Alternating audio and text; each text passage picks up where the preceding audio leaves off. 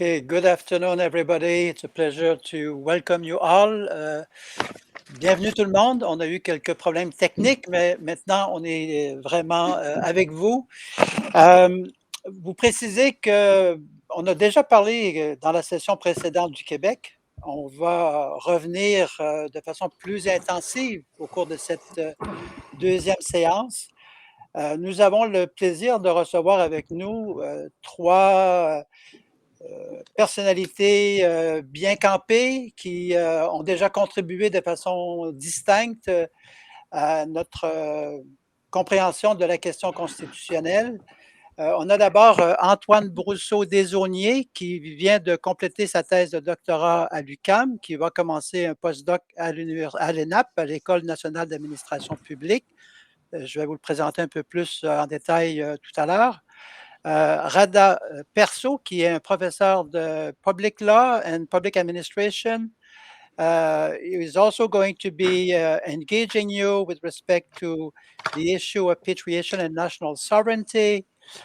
And then on aura Daniel Turp.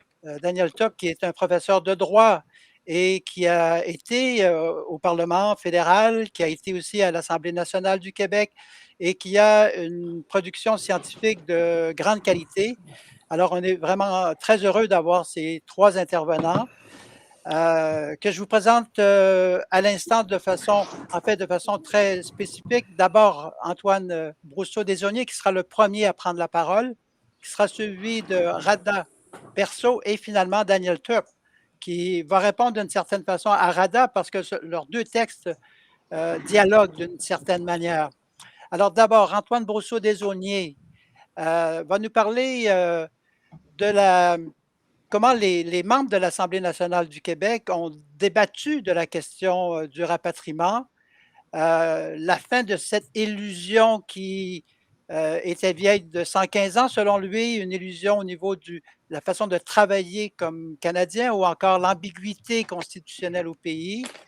Donc, il se penche sur le rapatriement constitutionnel de 80 à 82. Et puis, je pense que il faut aussi que je souligne qu'il a publié un livre très important avec Stéphane Savard qui s'intitulera en anglais Contemporary Federalist Thought in Québec, Historical Perspective, et ce livre-là aussi a été publié en français. Alors, mon cher Antoine, tu as la parole. Merci. Merci à les organisateurs aussi. Je vais faire ma présentation en anglais, mais je suis prêt à répondre en français, pardon, excusez-moi. Mais je peux répondre très bien à des questions en anglais sans problème. Alors, si je peux juste avoir mon PowerPoint, ma présentation, Zara, s'il vous plaît. Merci. Vous noterez que j'ai légèrement changé le titre j'ai changé un peu le titre de ma présentation, mais rien de trop majeur. Plutôt, on parle du rapatriement constitutionnel vu par les acteurs du Québec. C'est plus général un peu, mais ça s'est imposé en regard de comment j'ai travaillé cette communication. Donc, des années 60 jusqu'au début des années 80, la culture politique québécoise est caractérisée par l'idée selon laquelle l'État québécois est le principal instrument pour assurer l'épanouissement de la population située sur le territoire du Québec et que cet État doit être doté des pouvoirs nécessaires pour mener à bien cette mission. C'est ce que la Révolution tranquille visait à accomplir, et cette idée reliait alors les nationalistes québécois, qu'ils soient souverainistes ou fédéralistes. Au fil des difficultés que les revendications constitutionnelles québécoises liées à la poursuite de cet objectif rencontraient à Ottawa, la question posée par le camp souverainiste, c'est-à-dire si la souveraineté du Québec était nécessaire pour y parvenir, s'est imposée avec acuité dans le champ politique dès l'élection du Parti québécois en 1976. Cette question a été temporairement réglée avec le résultat du référendum du 20 mai 1980. Le Québec perd l'initiative des débats constitutionnels au profit du gouvernement central dirigé par Pierre Trudeau et la dernière étape des négociations menant au rapatriement de la Constitution débute. Donc, mon objectif, je me propose d'étudier les transformations de la culture québécoise au cours de ces débats de 1980 à 82. J'entends par la culture politique l'ensemble des représentations et des valeurs qui soudent un groupe humain sur le plan politique. Me concentrant plus précisément sur ce que l'organisation du colloque a convenu de nommer la culture constitutionnelle, l'idée est de saisir de quelle manière la perspective du rapatriement change le discours des responsables politiques québécois et des groupes de la société civile lorsqu'ils débattent des questions constitutionnelles. Plus précisément, il est question de souligner quelles nouvelles représentations symboliques et identitaires émergent et comment sont-elles harnachées par les acteurs qui s'investissent dans le débat. Donc, OK, c'est ça. Là, c'est le plan de la présentation, mais je vais vous présenter mes sources d'abord. J'ai puisé donc à plusieurs sources textuelles pour dénicher les représentations symboliques et identitaires en question. Pour retracer celles énoncées par les responsables politiques, j'ai consulté d'abord les 2 livres politiques constitutionnels des 2 principaux partis qui ont été publiés en vue du référendum, ce qu'on appelle le livre blanc et le livre beige pour le Parti québécois et le Parti libéral, respectivement. Mais j'ai surtout épluché les débats de l'Assemblée nationale du Québec au cours des 3 motions d'opposition du gouvernement péquiste présentées entre 1980 et 1981. Opposition au projet de rapatriement d'Ottawa, bien sûr. Les groupes de la société civile ont quant à eux été conviés par les gouvernements du Québec et d'Ottawa au cours d'audiences publiques pour donner leur point de vue sur le projet de rapatriement. En étudiant les représentations de ces groupes québécois-là, il est possible de mesurer leur influence auprès des responsables politiques ou inversement de voir comment leurs propos sont instrumentalisés par ces derniers, les responsables politiques. Donc, je retourne à mon plan, excusez-moi. Mon argumentation qui va être pleinement déployée et bonifiée dans un article qui va suivre cette présentation se concentre ici sur 2 points interreliés. Premièrement, il s'agit de cartographier la déliquescence de l'idéal dualiste à la base des revendications canadiennes, françaises et québécoises depuis les tournants du 19e et 20e siècle. L'idéal selon lequel le Canada est le résultat d'un pacte entre les 2 peuples fondateurs. Si cette représentation était structurante de l'univers symbolique québécois, le rapatriement la met à mal. Et deuxièmement, et conséquemment, les débats concernant le rapatriement favorisent la consécration d'une nouvelle représentation structurante, celle de la société distincte québécoise.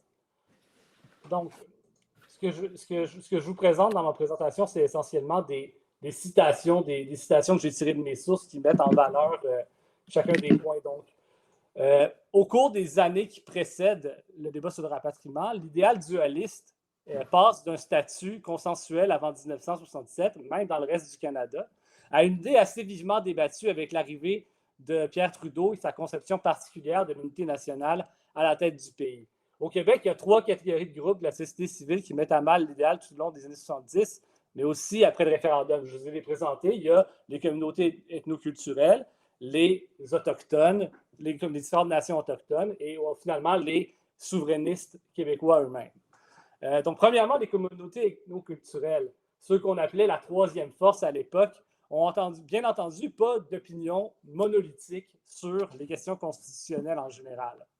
Mais au moment des débats sur le rapatriement, l'opinion qui me semblait majoritaire, ça semble aller du côté d'une reconnaissance purement symbolique de la dualité qui ne se dresserait pas en obstacle au multiculturalisme qui est soutenu par le gouvernement central depuis des années.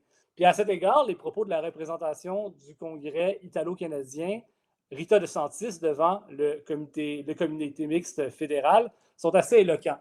Au fait, ce qu'on dit en étant, quelqu'un me dit, nous sommes aussi là et nous sommes désireux de partager sur un pied d'égalité les responsabilités et devoirs qui incombent à tous les Canadiens. En disant qu'ils sont là historiquement depuis 1980, comme vous pouvez le voir, c'est un peu pour relativiser finalement la prépondérance des 2 groupes majoritaires. Là, j'ai mis une petite grande citation complète, je ne vais pas vous en faire la lecture totale, je vais vous épargner cela. Mais tout ça pour dire aussi que ces arguments-là, portés par les groupes de la 3e force, sont parfois repris par le Parti libéral du Québec à l'Assemblée nationale. C'est que pour les libéraux, à ce moment-ci, il est plus important de s'opposer aux séparatistes du gouvernement qu'au projet de Trudeau, qui a quelques inconvénients à leurs yeux, bien sûr, mais ce n'est pas ça le plus important, c'est de se démarquer sur le plan électorale, car en 1980, il y a une élection qui va arriver bientôt, finalement, en 1981. Donc, dans cette optique-là, bien que le chef Claude Ryan, Claude Ryan mentionne toujours la nécessité de reconnaître les droits fondamentaux des peuples qui ont été les premiers habitants de ce pays, donc les droits collectifs. Il parle plus souvent de droits individuels et surtout de l'attachement au régime fédéral. À cet égard, Ryan va plus loin, selon moi, que tous les autres chefs libéraux depuis Georges-Émile Lapalme, qui était chef dans les années 50, en disant qu'aussi longtemps que le Québec voudra continuer d'adhérer à un régime fédéral, il faudrait qu'il ait la loyauté et en même temps qu'il réclame un centre de décision fort à Québec, de reconnaître qu'il faut également un centre de décision fort et bien équipé à Ottawa. C'est une réalité, bien sûr, qui sous-tendait le discours libéraux depuis toujours, mais qui n'est jamais aussi articulé aussi fréquemment, conséquemment et mis de l'avant, de même que à ce moment-ci dans l'histoire politique du Québec depuis la Révolution tranquille. Donc, pour ce qui est des Autochtones, eux aussi remettent en question la théorie du pacte de manière plus virulente encore, mais au nom d'un idéal assez différent de celui des groupes ethnoculturels. Le principal message des groupes autochtones est aussi assez unanime. Eux autres mêmes forment des peuples distincts, sont les premiers habitants du Canada, évidemment. Le Conseil Atikamekw-Montagnais résume ce sentiment-là général en disant qu'en tant que peuple autonome, avant l'arrivée des Européens, nous voulons être reconnus comme peuple fondateur, au même titre que les anglophones et les francophones.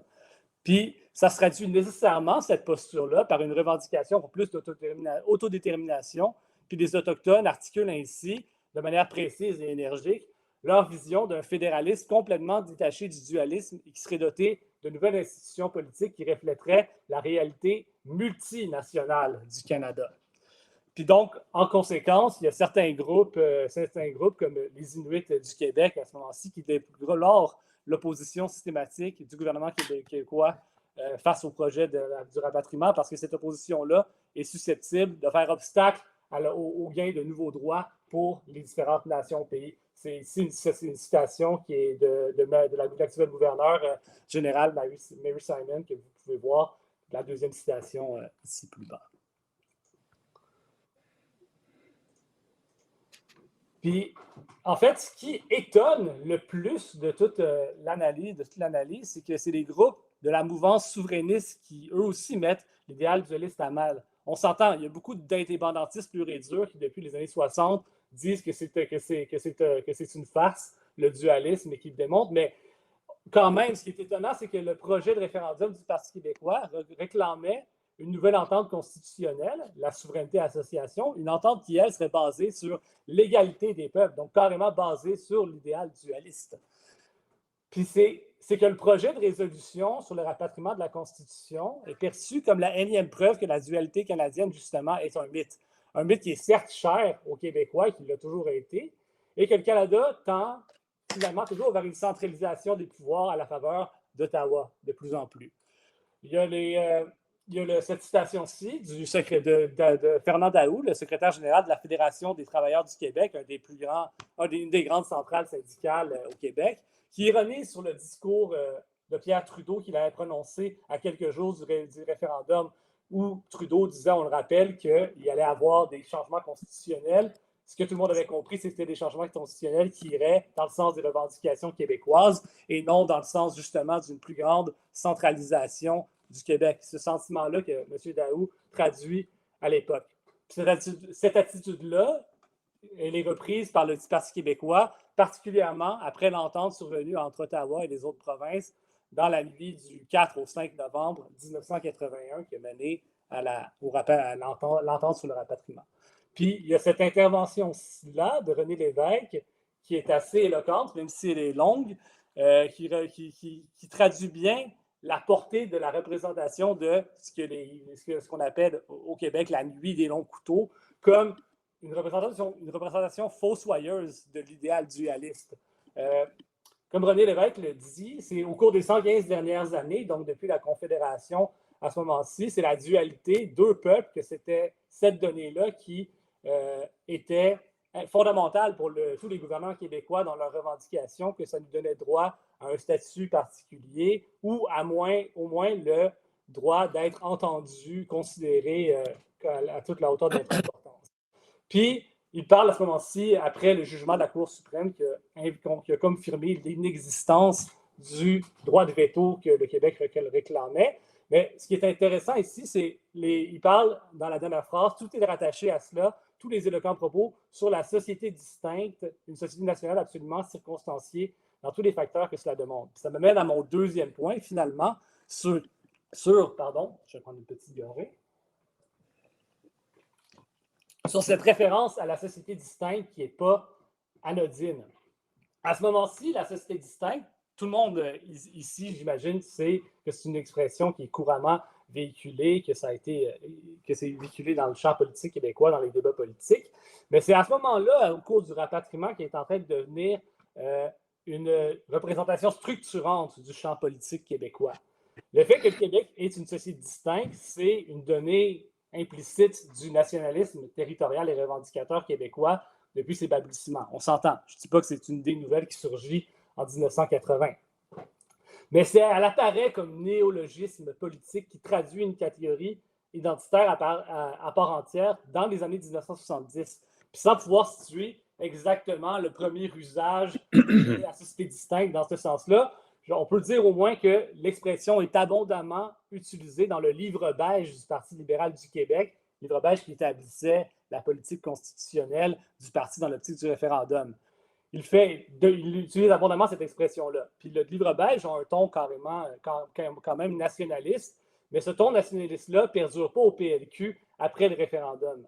Après que le PLQ ait emporté le référendum, la mauvaise performance de Ryan aux dépens de Trudeau, qui arrive à la fin de la campagne et qui on a vu qu'il a un peu sauvé la mise, même si c'était déjà remporté quand même. Il y a eu de nouveaux souffles à la campagne. Mais donc, dans les débats mouvementés à l'Assemblée nationale avant la concrétisation du rapatriement, c'est les députés de l'aile plutôt centraliste du Parti libéral qui ont le dessus.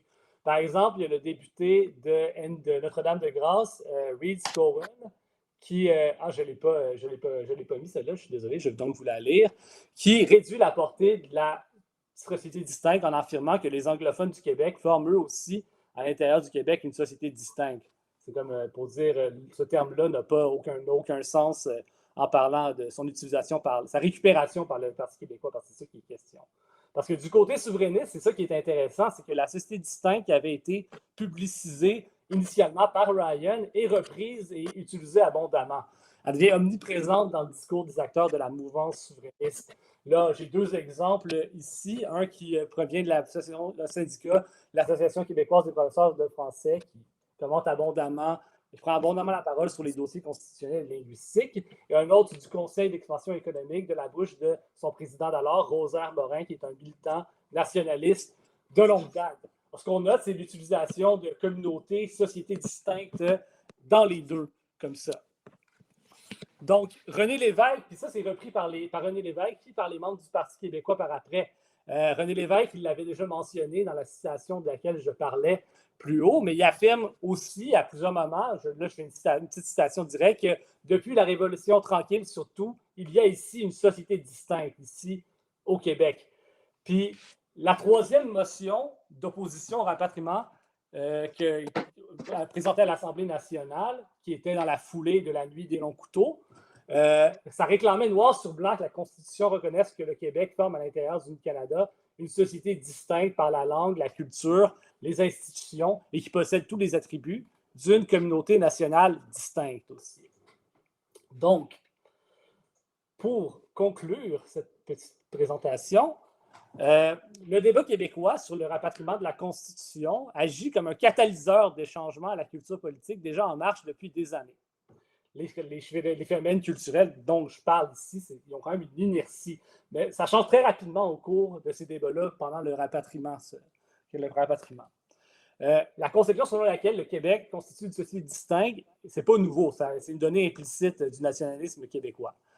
En reprenant la référence identitaire établie par Claude Ryan, le PQ cherche à faire consensus autour de l'opposition au rapatriement constitutionnel. Ce faisant, il installe cette représentation comme la clé de voûte de la culture politique dans les années 1980. On en a pour preuve que c'est la reconnaissance de cette société distincte-là et non de l'égalité entre les deux peuples fondateurs, qui est la première condition que Robert Bourassa pose pour que le Québec réintègre l'ordre conditionnel dans le cadre de l'accord du Lac-Meech. Mais en faisant ça, la territorialisation de l'identité québécoise que portait la culture politique de la Révolution tranquille, elle s'en trouve renforcée. Alors que la référence aux deux peuples fondateurs, ça implique nécessairement une nation canadienne-française dont l'expression politique se trouve au Québec principalement. La référence à la société distincte, ça implique une nation québécoise tout court. Puis cette renaissance-là, pour conclure, cette renaissance de la société distincte s'est consacrée, comme je le disais, avec l'accord du Lac-Meech en 87, pour être désavouée après par le reste du Canada en 1990. Mais la société distincte, la représentation société distincte, continue d'avoir des ramifications, des conséquences des décennies plus tard, avec, par exemple, la motion sur la nation québécoise adoptée par la Chambre des communes en 2006 et la démarche constitutionnelle du Québec dans le cadre du projet de loi 96 qui vise à inscrire l'existence de la nation québécoise à l'article 92 de la loi constitutionnelle de 1867. Donc, je conclue ainsi. Je vous remercie pour votre écoute. Merci beaucoup, Antoine. Très apprécié aussi d'avoir respecté le temps qui t'était imparti. La prochaine présentation, the next presentation will be about patriation and national sovereignty, a work in progress. This is going to be made by Rada Perso, who is a faculty member in the Department of Political Science at York University. And among his publications, he has worked extensively on judicial advice as law, the Supreme Court of Canada, intergovernmental conflict resolution and constitutional amendment, 1979 to 2000.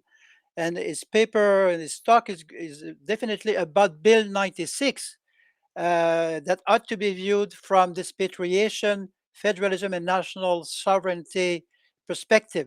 So, Rada, you have the floor. Thank you very much, Ellie. Excuse me.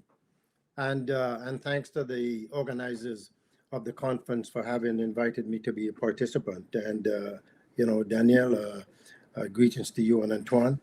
I should also like to convey Roy McMurtry's best wishes to everyone at the conference. I had a visit with him this past weekend. He's not all that well, but he did ask me to convey his very best wishes. And as all of you know, he was one of the three amigos who eventually reached a settlement with the other provinces and with former Prime Minister Trudeau to get us the agreement in 81.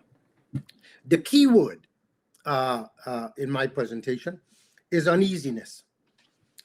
Quebec's uneasiness in the constitutional order, uneasiness before patriation, and uneasiness perpetuated, if not exacerbated, by patriation. So as Alain said, my paper is exploratory. The impact for Quebec of the constitutional settlement reached between 9 of the provinces and the federal government in 1981 has not been insignificant. My normative perspective is that a theme of uneasiness and maybe of conflict, of tensions, and even guilt, and we can talk about that, has characterized Quebec's relationship with the rest of Canada constitutionally, that is to say, in terms of Quebec's sense of nationhood in a multinational country, its conceptions of Canada, its identity, and its citizenship. In short, Quebec's distinctiveness in the constitutional order. To be sure, this uneasiness existed before patriation, but patriation's legacy has been a perpetuation, if not exacerbation, of this uneasiness, which has culminated in legislative bills such as Quebec's current Bill 96, which seeks to strengthen the recognition of French as Quebec's sole official language and Quebec's place as a nation within the Canadian Federation. Bill 96, therefore, should be placed in the fuller context of the forces that led to the constitutional reform, in 1981. The constitutional settlement reached at that time without Quebec's agreement, the ongoing uneasiness of Quebec's relations with the rest of Canada, and the CAQ's desire for greater autonomy, and I emphasize autonomy, not separation, in relation to the Federation. So a theme of uneasiness in the unfinished constitutional reform process. The patriation process, to be sure, came out of another legacy, the first constitutional settlement, the Constitution Act 1867 that gave birth to Confederation, which, as history shows, was an uneasy alliance. during the first few decades of Confederation, there was an almost continuous clash of loyalties and interests between the federal and provincial governments. That clash, according to Ramsey Cook, took the form of constitutional debates on the nature and content of the new constitution. In these debates, certain weapons were formed, which gradually became the cliches of Canadian constitutional discourses: centralization and decentralization, the national interest, and provincial rights. Out of these debates, Cook asserts, emerged the compact theory of the Canadian Constitution. The theory that the Canadian Constitution was founded upon a compact entered into by the provinces which agreed to establish a federal union. There were two variants of the compact theory: the unanimity principle, that is to say, Confederation was an agreement between all provinces, and therefore each province must consent before the Constitution can be changed, and the cultural compact. That is to say, Confederation was an agreement between the two founding races or cultural groups, and thus Quebec is the equal of Ottawa and not just part of the larger whole. What is significant here, for present purposes, is that advocates of the compact theory rationalized, justified, or supported their positions by drawing on earlier statements by those who had been involved in the drawing up of the Constitution Act 1867. Furthermore, it was from those very statements that a legalist view of the compact theory was born. This legalist view, as Edwin Black and Ramsey Cook have pointed out, has long been predominant among scholars and politicians in Quebec, where the theory had found its most vigorous exposition and defense. This notion of a bicultural compact has served as the central source of uneasiness for Quebec in the constitutional order. History also shows that Canada's highest judicial tribunals, first the Judicial Committee of the Privy Council and then the Supreme Court of Canada, have been resorted to by politicians for meaning and guidance on the constitutional arrangements. Our Supreme Court has been central to our constitutional development and design. In two earlier cases, the liquidators of the Maritime Bank and the local prohibition cases, Lord Watson, in particular of the JCPC, emphasized the autonomy of the provinces vis-a-vis the federal government.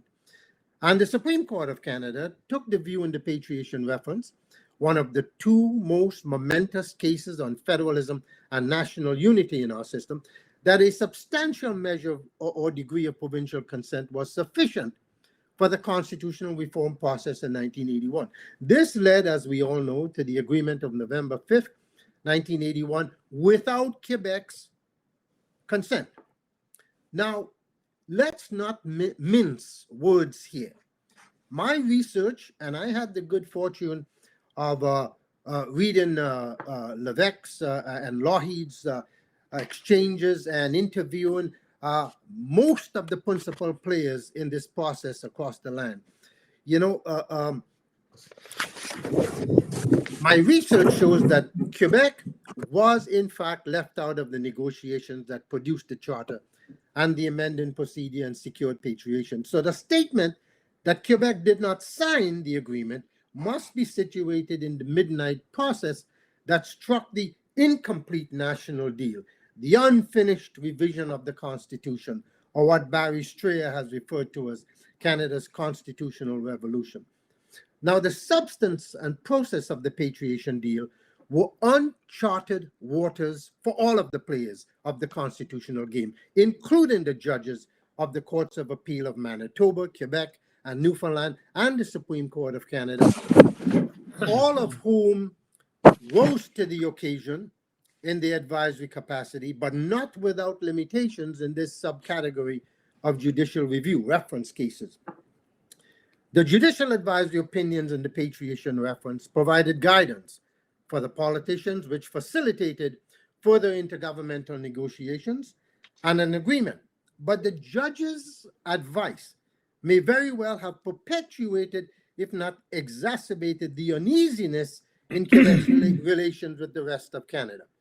The Supreme Court's majority opinion on law, for example, stated the following on the compact theory of confederation. Quote, theories, whether of a full compact, which even factually cannot be sustained, or even of a modified compact, as urged by some of the provinces, operate in the political realm, in political science studies. They do not engage the law, save as they might have some peripheral relevance to the actual provisions of the British North America Act and its interpretation and application.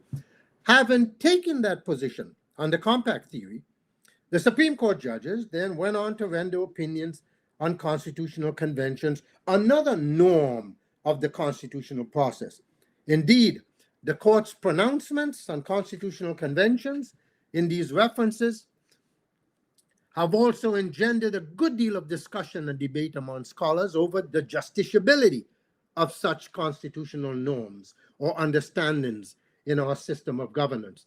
The courts could have exercised their prerogative, which the court itself took it upon, took that decision to do, to refuse to answer the politically charged questions put to them. The judges believed instead that the constitutional challenges of the times required their adjudicative efforts. As former Justice Willard Esty said to me in an interview, quote, Canada was at the crossroads. We either had to cease to be a nation or become one, unquote. For the late Peter Hogg and former Assistant Deputy Minister of Justice Barry Strayer, who was central to the drafting of the document, constitutional conventions are non-justiciable. The point is that this is part of the uneasiness of patriation's legacy. The justiciability issue remains unsettled in terms of it being fully reconciled with our legal traditions. Of course, Quebec's uneasiness in the constitutional order, as I mentioned earlier, was manifested in the Quiet Revolution, the ill-fated Fulton Favreau and Victoria Charter Agreements, and the election of the PQ and its Referendum on Sovereignty Association in 1980, but also in the formation of the Bloc Québécois and another momentous reference case which saw federal politicians finally put questions to the Supreme Court for advice in relation to the legality of Quebec's secession process. The prime mover among the federal politicians in this initiative being former Minister of Intergovernmental Affairs, Stéphane Dion, with whom I had the good fortune of interviewing for my research. Again, the Supreme Court of Canada rose to the occasion and in a unanimous ruling rendered a balanced opinion on the relationship between legality and legitimacy and the constitutional principles that apply in the context of secession. What is significant is that the court in 1998 identified the underlying principles animating Canada's constitution, including the principle of federalism, democracy, constitutionalism and the rule of law, and respect for minorities. This opinion led the federal government to introduce and the Parliament of Canada to enact Bill C-20, the Clarity Act, which in turn saw the Quebec National Assembly counter with Bill 99, an act respecting the exercise of the fundamental rights and prerogatives of the Quebec people and the Quebec state, whose preamble read in part that, quote, the National Assembly has never adhered to the Constitution Act 1982, which was enacted despite its opposition, unquote. And none of the Quebec government since 1982 has been a signatory to the act, the PQ, the Liberals, and the CAQ. It is against this history and background that Bill 96 ought to be viewed. Bill 96 is, in fact, the most recent manifestation of Quebec's uneasiness in the constitutional order. Perhaps the significant question, for present purposes in this complex narrative, is whether Bill 96 enhances, strengthens, or detracts from, weakens the constitutional basis for a viable federal political community in Canada. It seems to me that the constitutional principles and values identified by the Supreme Court in the secession reference are appropriate criteria for assessing the merits of Bill 96, democracy, federalism, constitutionalism, and the rule of law, and respect for minorities. Of course, the process of Bill 96 adoption has to be worked out, and the efficacy of aspects of the substance of the bill may very well be subject to debate. But the fundamental idea and purpose of the bill may not be inconsistent with the values and principles of Canada's constitutional framework. Let me make some preliminary and cursory observations here. Bill 96 has to adhere to the tenets of Canada's constitutional democracy. Canada is a constitutional monarchy, and that is reflected in the governance structure of Quebec, like the other governments in Canada. The secession reference and the Clarity Act have stipulated that a clear question and a clear majority in a referendum would lend legitimacy to the pursuit of secession, which, to be lawful, would require a constitutional amendment. Democracy is at work.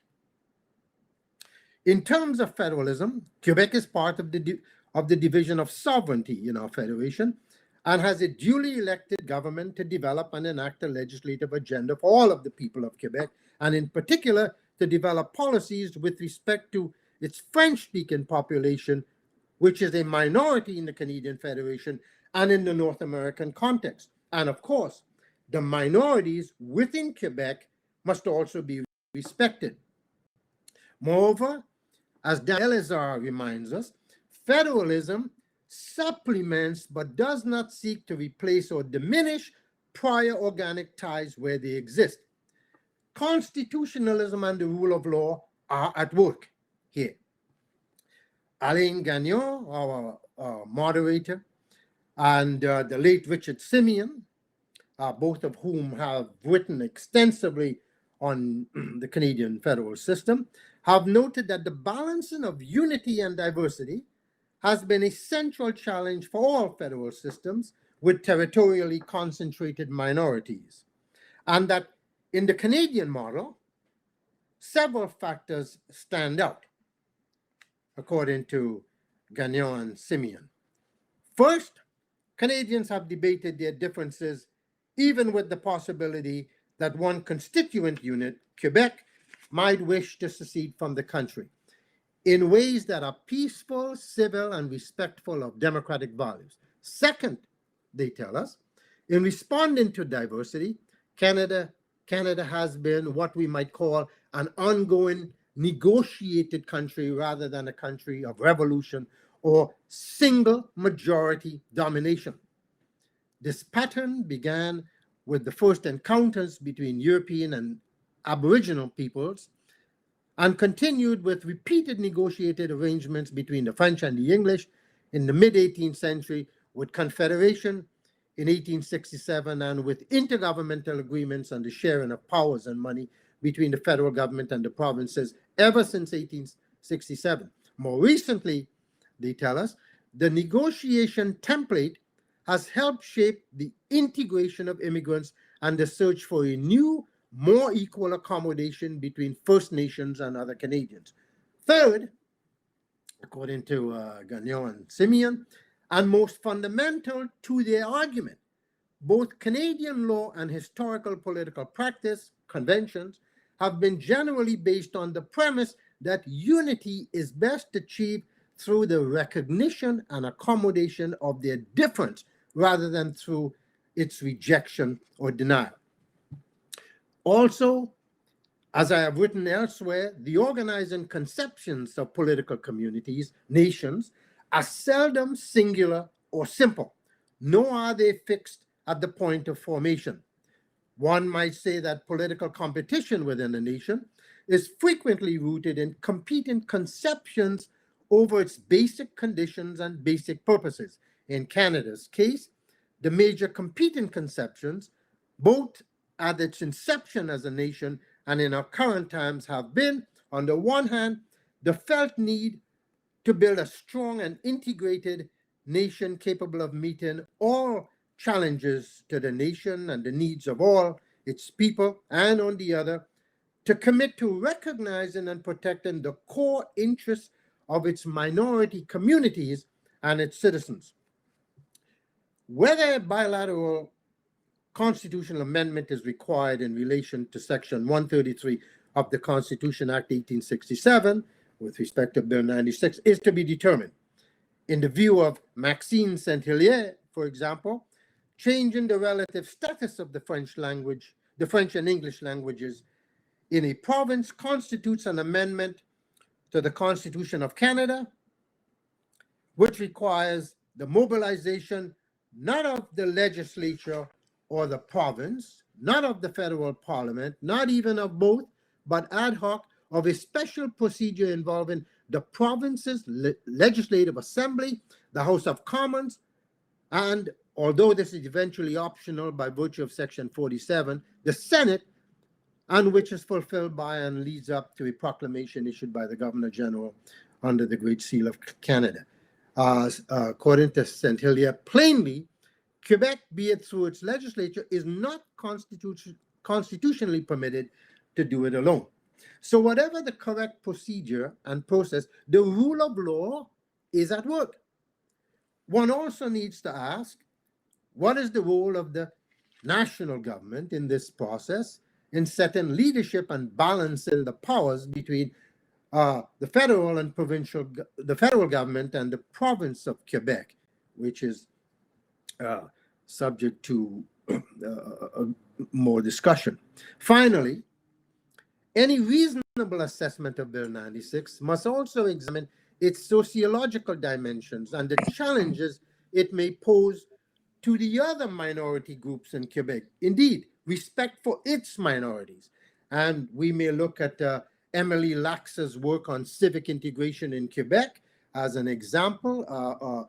Laxta has done very, very interesting work on that. More specifically, the potential effects of Bill 96 on social policy areas for the province, such as the following: immigration and refugees, on the healthcare system, on the education system, on businesses, on the Anglophones and Allophones in their various manifestations. Perhaps Bill 96, with all its warts and imperfections, if enacted in its current form, or a modified version thereof, may very well go a long way in lessening the uneasiness of Quebec's place in the constitutional order. Having said that, I should also make the following final brief observation. Since 1982, much to everyone's credit, the country has continued to function. The absence of a Quebec signature on the accord has become part of the quote-unquote unique fabric of Canada, and that is a credit to the social compact between the two founding European races. No matter what happens in politics, there's a will to live together, perhaps despite politics. In law, the Charter and the other elements of 1982 Accord do apply to Quebec. In the end, the unresolved relations of Quebec to the 1982 Accord is a matter of politics, society, and sentiment, and show that we can live together despite ambiguities. Perhaps this has become something of a classic case of democracy. The legal framework sets the rules and the politics adapt very slowly to it. Again, my tentative observations here may be subject to debate, which is the nature of academic discourses. But the very uneasiness that has characterized Quebec's relations with the rest of Canada since 1982 and the events that have led to Bill 96 and the bill itself have been part of the legacy of patriation. I thank you very much for your time and patience. Thank you very much, Professor Pierce. So there's an echo on my voice. Hopefully it will be corrected. So yeah, thank you very much. Very appreciated. I granted you the 2 minutes that was not used by Antoine, so that it's fair for everyone. Now we're going to hear Daniel Turp. Daniel is a professor of law at the Faculty of Law at the Université de Montréal. He's been teaching for over 40 years in the field of constitutional law and international law. He also presides the Quebec Association of Constitutional Law, so he's very, very, very present in the media. And his paper is about the role or the proposed amendment of the National Assembly to entrench to the Canadian Constitution the notion of Quebec, that Quebec forms a nation, and that French is both the common language in Quebec as well as the only official language. So Daniel, please, you have the floor. We can't hear. OK, oui, OK. C'est bon maintenant? Oui, c'est bon. Très bien. Alors, j'aimerais d'abord saluer les organisateurs de la conférence et en particulier notre collègue Richard Albert qui nous écoute. Il m'a écrit là, il y a quelques minutes, qui est avec nous. Et toi, mon collègue Alain, là, qui préside cette séance, et dire le plaisir de partager la tribune virtuelle avec des collègues dont je fais la connaissance aujourd'hui, donc Antoine Brousseau-Desaulniers et Rada Perceau. J'ai lu vos communications et j'ai transmis ma communication écrite, les notes pour cette communication à nos collègues, et je compte la mettre en ligne dans quelques heures, là, après que on ait terminé cette séance, de façon à donner accès à toute l'information avec les liens que j'ai mis dans cette communication.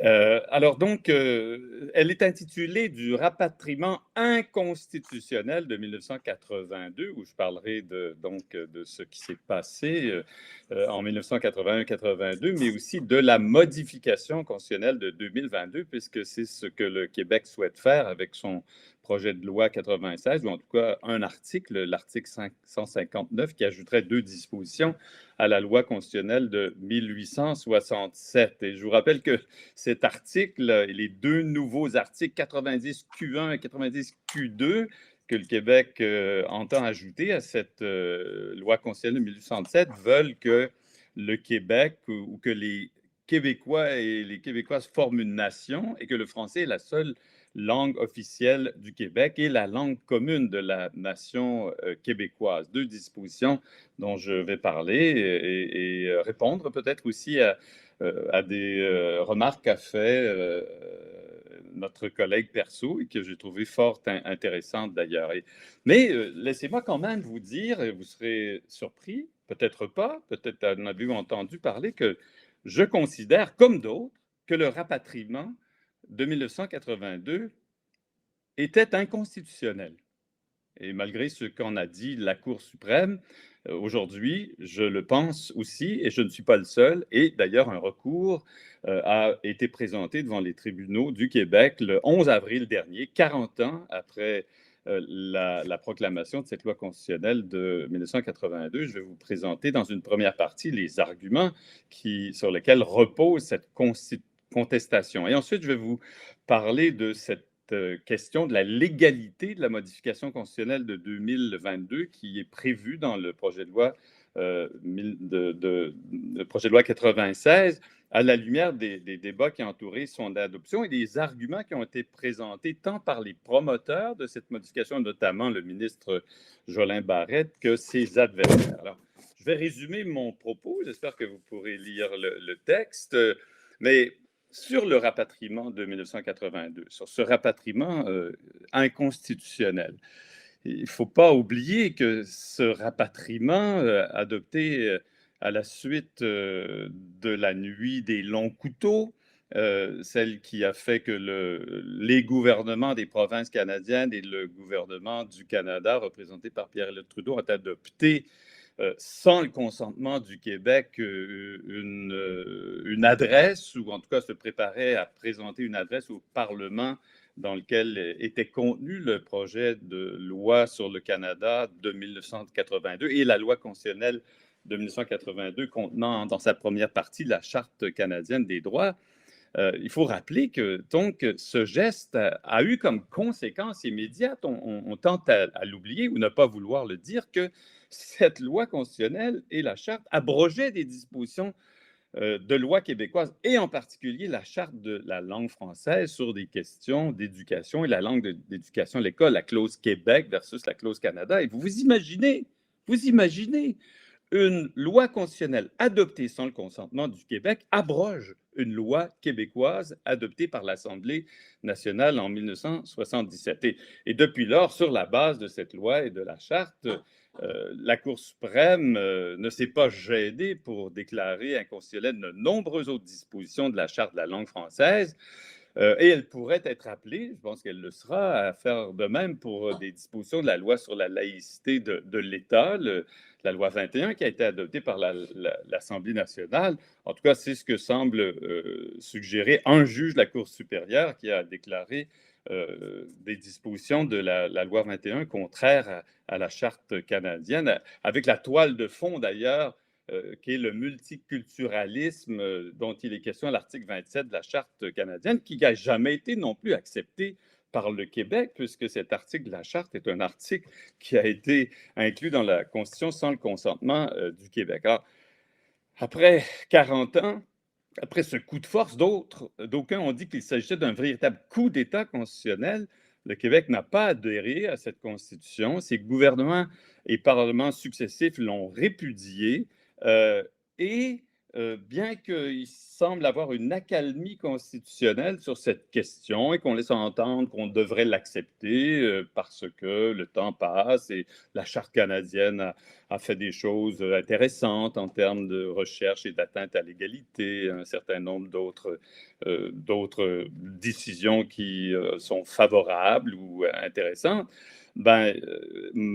J'ai, avec quelques collègues et des institutions que nous présidons, déposé le 11 avril dernier un recours, une demande en jugement déclaratoire visant à faire déclarer nulle, invalide et inapplicable la résolution qui concernait le rapatriement, qui avait été adoptée en décembre 1981, la loi sur le Canada elle-même, y compris la loi constitutionnelle, mais aussi la proclamation de la loi constitutionnelle 82 qui avait été signée donc à Ottawa le 17 avril 82, donc il y a 40 ans, plus une semaine. Les arguments qu'on formule sont, par exemple, et probablement à titre principal, celui qui veut que les juges de la Cour suprême ont inventé une convention.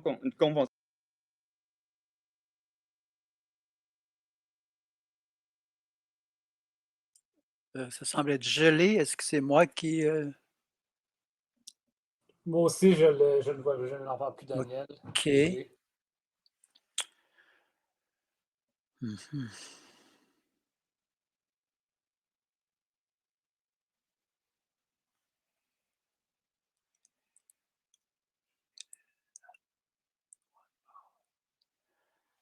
Je ne sais pas, Daniel, pour probablement revenir. Daniel, on a perdu le son.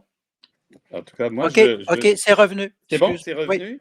Alors, donc, je reviens aux arguments. Le premier argument qui vise à faire déclarer inconstitutionnel le rapatriement et les instruments qui ont permis ce rapatriement, c'est de dire que on a inventé une convention constitutionnelle et il y avait pourtant une coutume constitutionnelle qui prévoyait qu'il fallait obtenir le consentement du Québec, qu'il fallait obtenir non pas seulement un degré appréciable de consentement pour permettre le rapatriement, mais aussi le consentement du Québec. C'est un premier argument. Il y a un autre argument qui est tiré des travaux de notre collègue Frédéric Bastien, qui a fait des recherches assez intéressantes dans les archives de Londres et d'Ottawa et qui ont démontré que les juges de la Cour suprême, et en particulier le juge Laskin et le juge Esti, qu'a cité mon collègue Perceau, avaient des échanges avec des ministres, avec des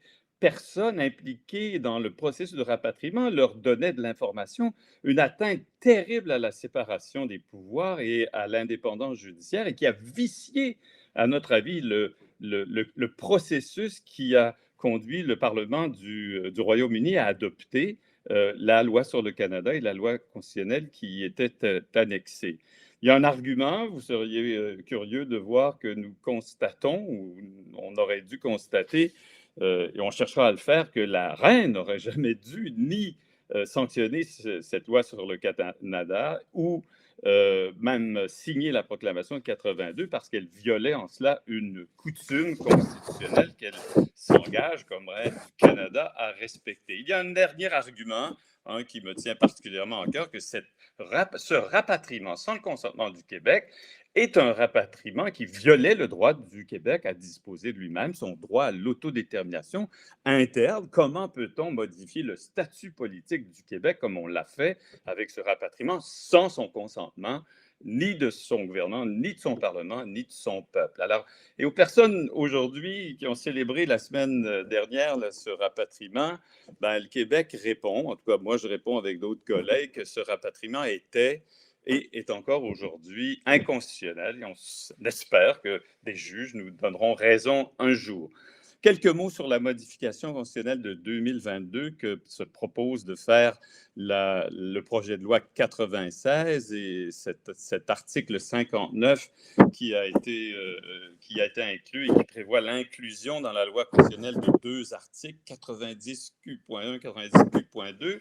Et d'ailleurs, en passant, cet article a été adopté par la Commission de la culture et de l'éducation la semaine dernière, le 14 avril, le vendredi saint, par une majorité de 7, ou en tout cas 7 voix favorables, celle de la CAQ et même celle de la représentante libérale à la Commission de la culture de l'éducation. Il y a eu 2 abstentions, dont une d'un député du Parti québécois et de la présidente de la commission qui est caquiste. Alors cet article est maintenant adopté sans amendement. Il y a eu des tentatives d'amendement par Hélène David, notamment, qui voulait y faire référence et intégrer une référence à l'article 133. Et donc, il est vraisemblable que cet article 159 sera adopté d'ici la fin de la législature et avant l'élection, et que le projet de loi 96 entrera en vigueur et que la modification constitutionnelle que propose le Québec sera adoptée par son Parlement.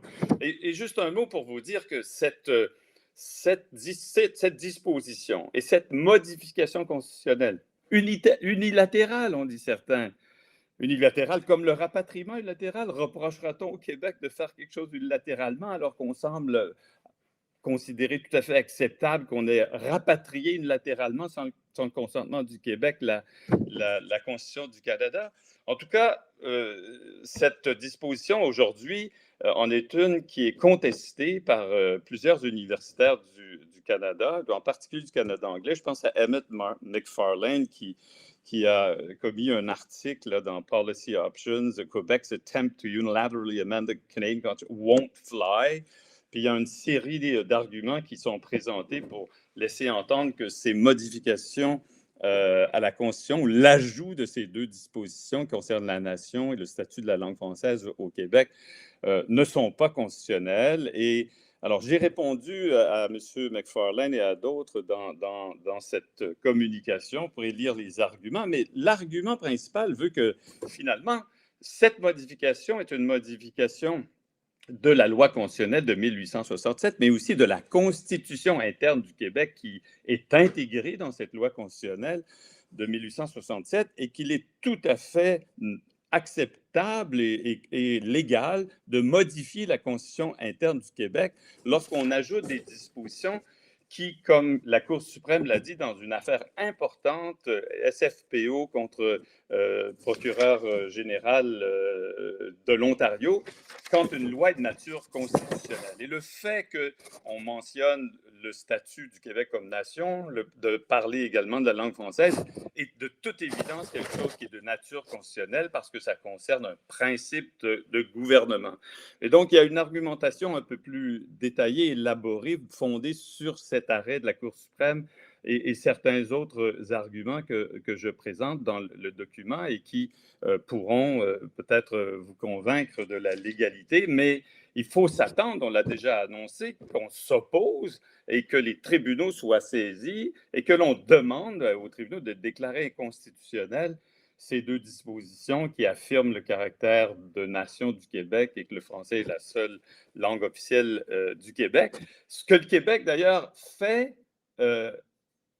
en effectuant, en posant un geste qu'il n'a jamais réussi à rendre effectif par des négociations constitutionnelles avec le Canada. Alors, c'est assez intéressant que la Constitution du Canada va comprendre quelque chose qu'on a refusé d'y inclure avec l'accord du Lac-Meach, avec l'accord de Charlottetown, parce que le Québec a décidé d'utiliser son pouvoir de modifier sa propre constitution. Alors, moi, et comme bien d'autres, et cette loi et cette disposition est très appuyée au Québec, comme le révèlent les sondages, nous amène dans une situation où il pourrait y avoir à nouveau une collision entre les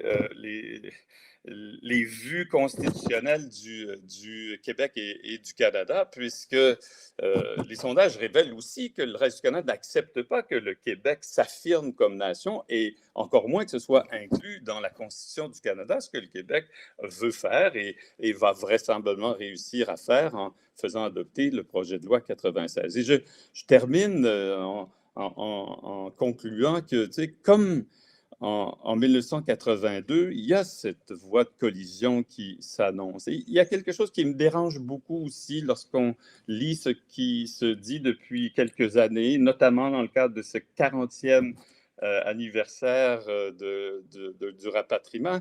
Il y a une trame narrative maintenant qui laisse entendre que finalement, Pierre Elliott Trudeau et ses collègues, les 9 premiers ministres du Canada, ne sont pas responsables de ce rapatriement unilatéral. On cherche à les disculper. Et d'ailleurs, vous pourrez entendre comme moi des gens se disculper dans un document qui a été préparé, là, un podcast là, du Center of Constitutional Studies qui organise d'ailleurs la présente conférence, cette podcast Patriation Night of the Long Knives or National Triumph, où il y a des gens qui cherchent à dire non, non, non, vraiment, ce rapatriement unilatéral, c'était justifié, l'accord du Québec n'était pas nécessaire, d'autant que M. Lévesque ne voulait pas rapatrier et n'aurait jamais pu le faire. Et on laisse entendre hein, que c'est la faute du Québec qu'il y a eu ce rapatriement unilatéral. Mais à cette réponse-là, je vous invite, je le souligne, à lire un texte de Louis Bernard, le jour où le Canada s'est fractionné, où il présente sa propre trame narrative de ce qui s'est passé dans la nuit du 4 au 5 novembre. Et vous allez lire quelque chose de très différent de ce que vous allez entendre sur ce podcast et d'autres de textes. Et je vous dirais que 40 ans plus tard, les Québécois n'accepteront jamais qu'on leur fasse porter l'odieux de ce geste unilatéral qui a été le rapatriement de la Constitution du Canada sans son consentement. Les Québécois et Québécoises récusent ce legacy du rapatriement de 82 et ce rapatriement est en définitive une tâche indélébile sur l'histoire constitutionnelle du Canada, comme l'est cet exemplaire taché de la proclamation du 17 avril 1882 qui a été abîmé par de la peinture rouge par un manifestant en 1983. Merci. Merci beaucoup, Daniel. Très apprécié. Il y a déjà plusieurs questions qui sont dans le private chat. Une des questions, c'était par rapport à la requête en cour supérieure. Est-ce que cette requête-là, elle est accessible au public? On pourra répondre subséquemment. Daniel, la question est vraiment pour toi. Il y avait aussi, j'ai l'impression que la question vient de Guy Laforêt ou Catherine Mathieu. Daniel parle d'un dernier argument, mais il n'a pas mentionné l'article 94 qui est pourtant au cœur de la requête. Alors là-dessus, ce serait intéressant d'entendre Daniel. Merci pour vos commentaires et tout. Moi, en particulier, j'ai apprécié beaucoup chacune des présentations. Je me demandais par rapport à Daniel, pourquoi avoir attendu aussi longtemps? On parle quand même, c'est comme une dernière tentative qui est faite par le Québec, là. Mais on est 40 ans après le geste. Il y a eu beaucoup d'eau qui a passé sous les ponts. Mais il reste que c'est quand même il y a une longue distance. Alors, ça ne veut pas dire que les revendications ne sont pas légitimes, mais il nous a fallu beaucoup de temps pour décider de confronter le gouvernement fédéral à nouveau et la Cour suprême éventuellement sur ce dossier-là. Par rapport au texte de Radad Perso, Moi, j'ai trouvé beaucoup d'ouverture. On n'est pas toujours habitué à entendre des collègues hors Québec qui parlent avec autant de sincérité, d'ouverture aux revendications du Québec. Euh, je sais que bon, vous avez travaillé proche, vous avez travaillé beaucoup avec Ronald Watts, avec John White, des collègues canadiens hors Québec qui ont eu un rôle important dans les négociations constitutionnelles à différents moments. Euh, Peut-être que vous n'êtes pas tout à fait aligné sur leur position, mais vous regardez l'aspect le plus raisonnable de leurs revendications ou de leur défense des intérêts du Québec. Euh, donc, j'ai beaucoup aimé ces pensées sobres et aussi l'idée que le Québec peut avoir plus d'autonomie, peut s'affirmer davantage. Bon, Antoine a remis sur la table toutes les questions autour de l'idéal dualiste, la théorie du pacte, et il nous amène sur le territoire d'un fédéralisme multinational. Est-ce que c'est véritablement là que se trouve le nœud gordien qu'il nous faudrait trancher? Moi, je participe beaucoup, je m'inscris beaucoup dans cette lignée-là, mais j'aimerais vous entendre tous à tour de rôle. Le temps passe très rapidement. Alors, je vais me tourner d'abord vers Daniel pour avoir un premier commentaire. Très bien, merci Alain. Alors, à ta question, je dis, il n'est jamais trop tard. Et c'était l'heure. Et effectivement, tu sais, ça aurait pu être fait au lendemain du rapatriement, bien qu'il y a eu des efforts du gouvernement de faire virer la Cour suprême, puis qu'il y a eu un autre renvoi tu sais, en décembre 82. Mais effectivement, il y avait peut-être un peu d'espoir que les choses se corrigent. Puis il y a eu Mitch, il y a eu Charlottetown. Ensuite, un grand silence. Puis là, on a décidé que c'était fini le silence, puis qu'il fallait pas rester les bras croisés. Puis effectivement, je crois qu'il y a des arguments sérieux, crédibles. Le procureur général du Canada va devoir y répondre. On s'attend bien à recevoir une requête en irrecevabilité. On a mis en cause le procureur général du Québec, donc le gouvernement Legault va devoir se positionner par rapport à nos arguments.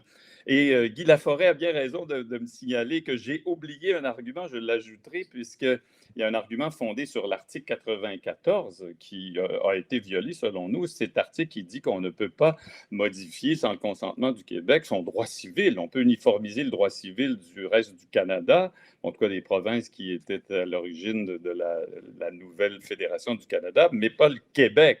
Alors donc, il y a un autre argument qui est présenté et je crois comprendre qu'on aimerait avoir accès au texte. Il est déjà sur mon site Internet, si vous voulez le voir, www.danielturk.québec.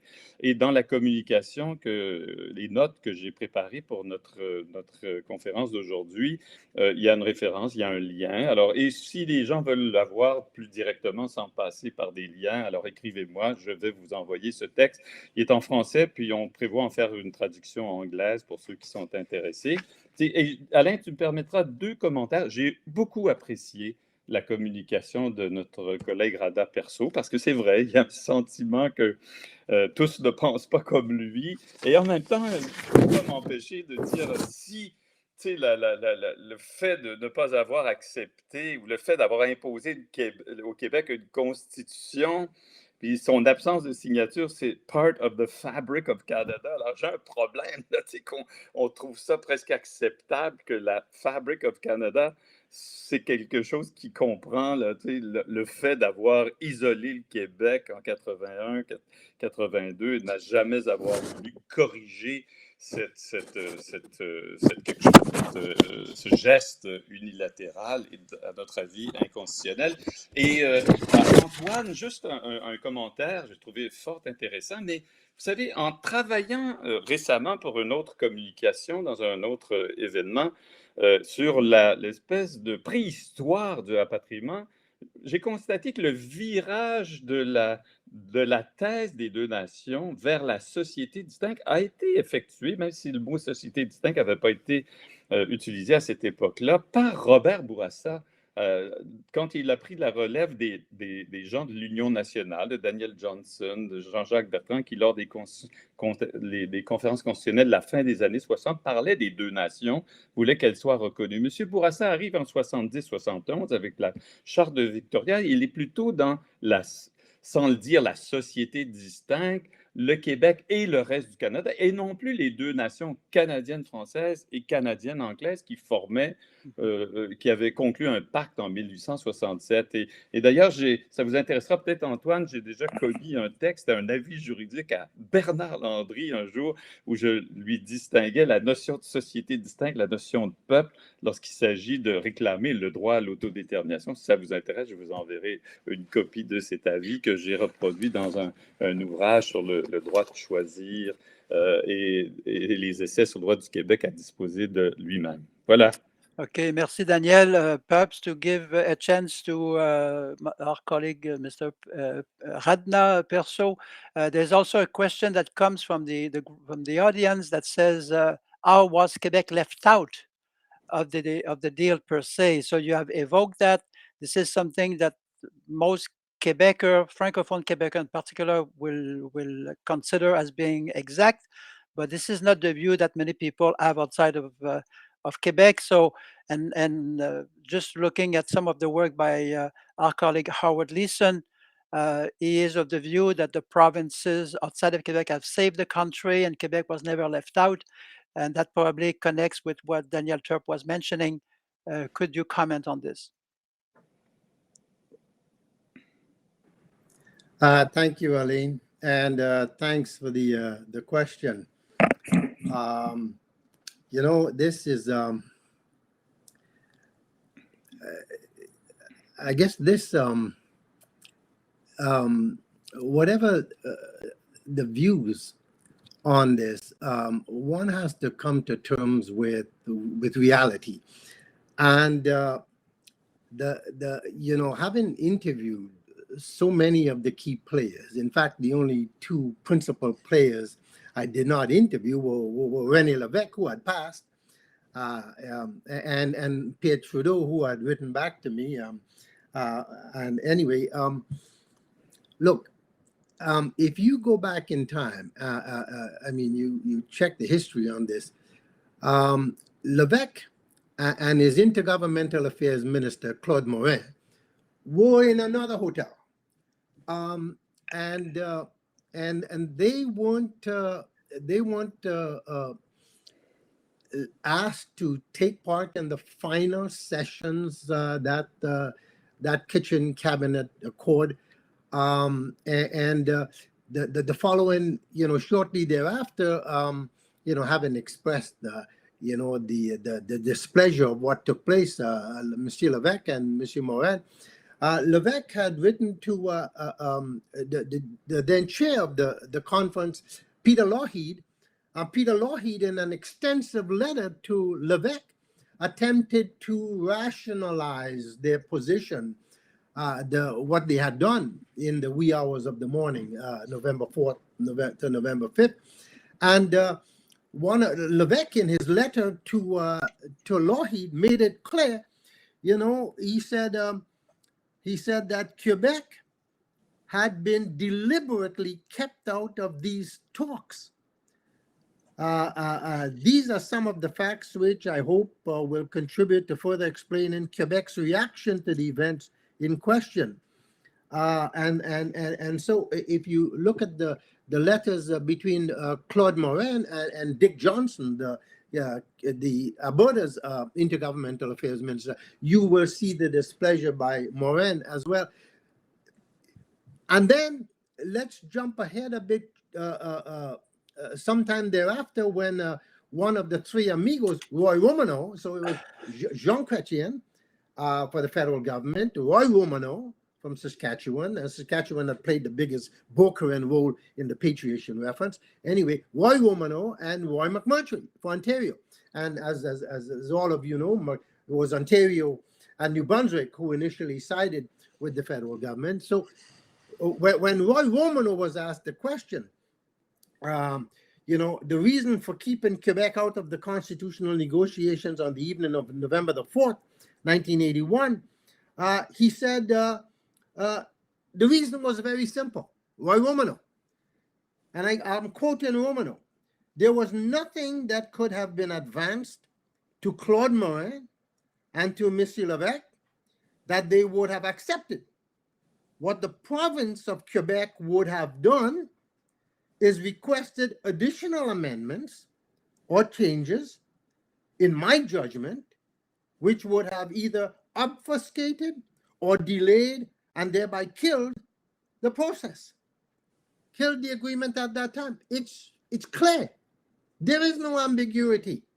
Now, of course, you know, Monsieur Levesque and Monsieur Morin had different, had wanted certain things accomplished in this settlement, and they weren't about to relinquish to what was transpired. And I've got to say this also. Listen, having interviewed Brian Dixon and every other justice, of course, who was alive in the mid-90s, who played a role in the patriation, you know, Martland, St. I mean, everyone at the time, you know, and having interviewed Sterling Lyon, Alan Blakeney, you know, Clyde Wells. Clyde Wells was the lawyer in the Newfoundland Supreme Court who had gone batting for the federal government, part of the federal troops, you know, and other elected and appointed officials. There was a sense of a bit of a regret, you know. That's why I say, you know, uneasiness, but even of guilt in all of this, that, you know, we had done something, but a major partner in this rich and complex and admired democracy, federal constitutional democracy, was left out. And I sense that in the interviews across the nation. So to the questioner, you know, Quebec was left out. Time is escaping us. Antoine, a few words. Si je peux, mais oui, ben, bon, j'ai vu les commentaires pour les textes. Mon texte a été remis aux organisateurs du colloque auparavant, mais je ne sais pas s'il est à la disposition de l'audience, mais je peux. On va s'assurer de le rendre disponible si ce n'est pas fait. Parfait, excellent. C'est parfait pour ça. Sinon, les commentaires de Daniel que tu as fait, oui, absolument. C'est pour ça que je dis que dans le fond, l'idée de la société distincte est une idée implicite, une donnée du nationalisme, peu importe qu'il soit incarné par les fédéralistes ou les souverainistes comme ça. Mais ce que moi, j'ai vu dans mes propres recherches par rapport aux discours libéraux en particulier, puisque celui de Robert Bourassa, c'est que c'est plein d'éléments qui cohabitent ensemble. À ce moment-ci, l'idée selon laquelle le Québec forme une société distincte n'est pas énoncée carrément comme ça systématiquement, mais aussi côtoie et est quand même compatible avec l'idéal dualiste, je le crois. Puis dans les discours de Bourassa qui portent autant sur, mettons, ce qu'on a appelé, ce qu'il nommait le fédéralisme rentable, ou la souveraineté culturelle, dans le fond, c'était, puisque le Québec est un des deux fondateurs, qui est donc une société distincte, doit avoir les pouvoirs pour pouvoir stimuler son économie et faire que sa culture s'épanouisse. Ce que je trouve, ce que je crois, ce que j'espère transmettre comme message aujourd'hui, c'est que dans le fond, le rapatriement est un catalyseur qui fait en sorte que l'idéal dualiste est définitivement mortellement atteint par la trahison, si on veut, du reste du Canada, puis qu'à ce moment-ci, il reste la société distincte qui prend une signification beaucoup plus importante qu'elle n'en avait, puisque si on peut le simplifier en disant que c'est la seule chose qui reste de toute la grille d'analyse que les Québécois, que les nationalistes avaient auparavant au Québec. Alors, ça, c'est un peu ça, mais oui, tout à fait, c'est pas des phénomènes culturels qui sont un succès à l'autre, c'est des choses qui ont une inertie, comme je l'ai dit dans le temps, et ça se transforme assez lentement, puis il y a toujours des moments catalyseurs comme ça qui arrivent, qui peuvent accélérer cette évolution-là. Sinon, c'est ça. Sinon, Alain, tu m'avais aussi fait un commentaire, mais je dois l'avouer qu'après toutes les autres allocutions qu'il y a eu, j'ai oublié c'était quoi sa nature. Écoute, je pense que le défaut, c'est que le temps nous a échappé. Alain, est-ce que je peux ajouter quelque chose, Alain? C'est presque difficile parce que là, il y a l'autre séance qui débute, à moins d'être très, très bref. très bref, pour Rada Rada, you know, I think you should read the article written by Louis Bernard in that book, Le Nouvel Ordre Constitutionnel 2018, I think 13 or 18 by François Rocher and Benoît Pelletier. And the narrative, what Monsieur Bernard says, contrary to the person you quoted and others, is that Quebec wanted to sign the deal. It would have signed the deal. René Lévesque wanted to sign the deal. He wanted to respect his agreement with these 7 other provinces. So when today someone says, no way, they would never have done that, they would delayed, well, you have someone that says that's totally incorrect. And that's why it's so terrible, you know, after 40 years that there is, again, a suggestion that it's Quebec's fault. This patriation is Quebec's fault. Thank you, Daniel. Let me make it even more specific. This volume, co-edited by Rocher and Pelletier, is available access-free at the Presse de l'Université Laval. So you can simply go on the Pulse site, look at Pelletier or Rocher, and you can easily download it. And I want also to recommend to you a book co-edited by Lois Harder and Steve Patton, Patriation and Its Consequences, Constitution Making in Canada. I think these 2 books help us in having even more historical depth into what we're trying to do with this project. So let me thank the 3 of you, thank the audience. It's been a great pleasure, and we will start again in a few minutes. Hope the best, and hope you can continue to share your thoughts, and we're in touch. Thank you again. Bye, Merci, everyone. Alain. Okay, Thank you, Alain. Merci. Au revoir.